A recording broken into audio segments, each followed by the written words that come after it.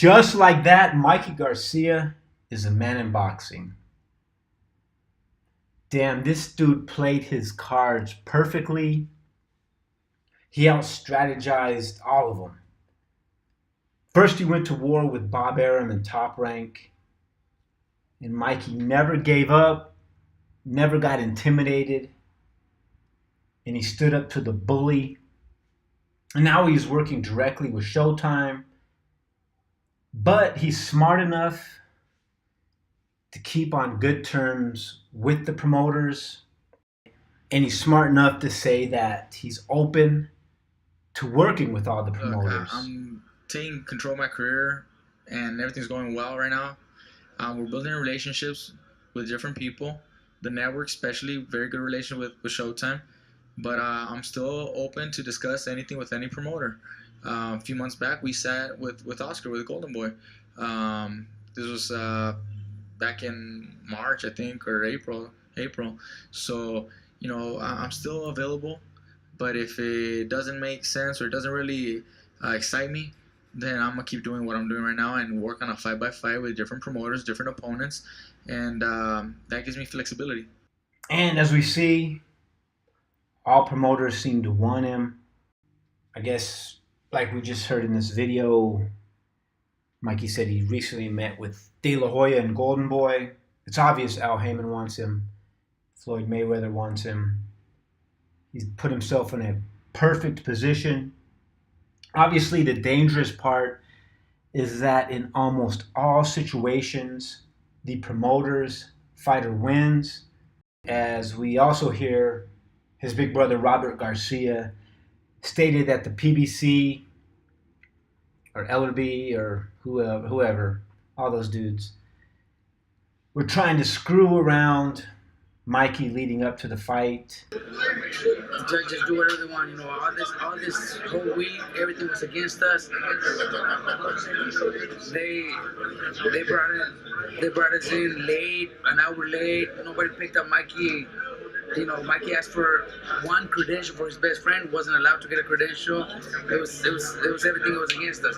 Then Mikey went in first. He was announced first. He wasn't told that was going to happen. He was told, be told whoever goes in first gets announced second. They switched everything around. Everything was against us. On Thursday, the day of the press conference, they had us up at 7 in the morning, which is 4 o'clock for us. He had to do radio interviews. He had to do some photographers, you know, that had nothing to do with the promotion.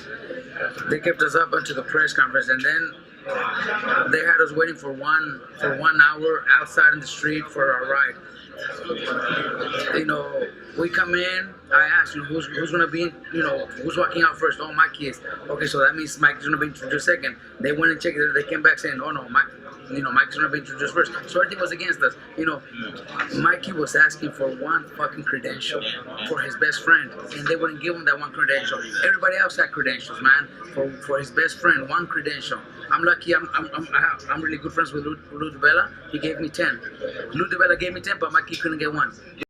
They were basically trying to wear him out before the fight, had him running around, wasting a lot of energy and time, not giving him adequate time to get mentally ready, make sure his diet was on point. Basically just do the things that shady promoters do. We've heard it time and time again. I think when Danny Garcia was first getting his start, Big Al did the same to him until he started making a name. I think it all changed for Danny once he beat Matisse in that fight. I think the tide turned and they started really getting behind Danny. But Danny was sitting there, expected to lose. And I believe Angel was saying, same thing, man. Couldn't get a taxi, he was taking a taxi to the stadium. They couldn't provide him with a car. And it was just same stuff I guess Al's notorious for.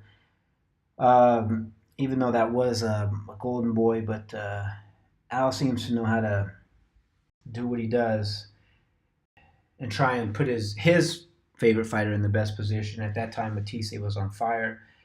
Not that it's only Al. I think they all do it. They want to, take every chance they can to give their fighter the advantage. Beating Adrien Broner is one step towards making Mikey the A side, if you have to use that terminology. Hopefully Mikey gets big enough to where he can actually promote his own events so he doesn't have to deal with such things. Not trying to get ahead of everyone or get ahead of ourselves. He just beat AB, which is, I mean, 2 other guys have soundly beat AB.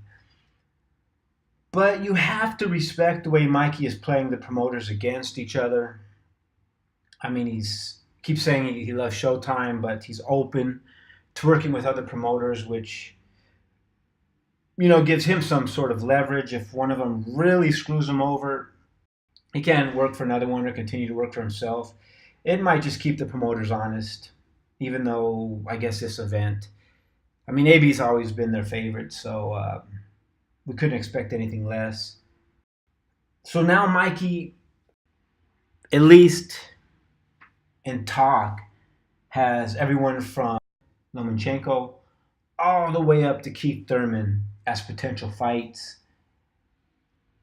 And let's be honest, Thurman is no longer one time or this power puncher that fighters need to worry about. We've seen that over his last several fights. And I do believe Thurman would have his hands full with Mikey. I don't know if they would try and do a catch weight or if Thurman would even agree to that. But the fight's still being talked about, which is great. I mean, after a 2-year layoff, Mikey coming back and, you know, he's talking to everything from Lomachenko to the welterweight champion, Keith Thurman. Now, Earl Spence, on the other hand, is a completely different story. I think Mikey should really wait a while before he gets in there with Spence, but that's just my opinion. But Thurman would be I think it would be a great matchup, especially if they could. I hate catchweights, man, but if it were at a catchweight, I think that would be a very good fight. But, you know, it's at 147, so to respect the history and the rules of boxing, it should be at 147. Anyways, so just like that, Mikey sets himself up as almost a man in boxing. I mean, when you really think about it, you have Canelo,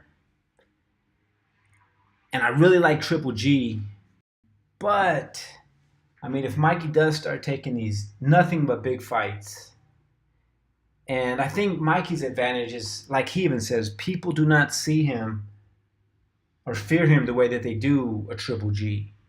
So, I mean, he can get these fights. I don't think he's going to get Lomachenko, even though, wow, that'd be a good fight.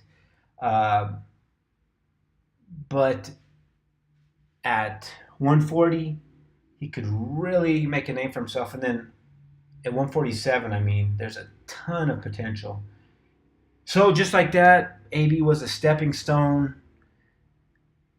I think regardless, at first I thought Al Heyman was just throwing him under the bus, basically, but I think they still have a great relationship, and somehow, some way, AB will get another championship belt.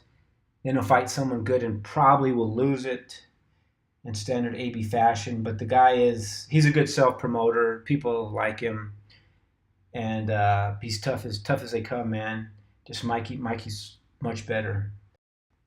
Anyway, so just like that, Mikey's came out of nowhere, jumped up, beat AB, and everyone's calling him out now. So shout out to Mikey. Let me know your guys' thoughts.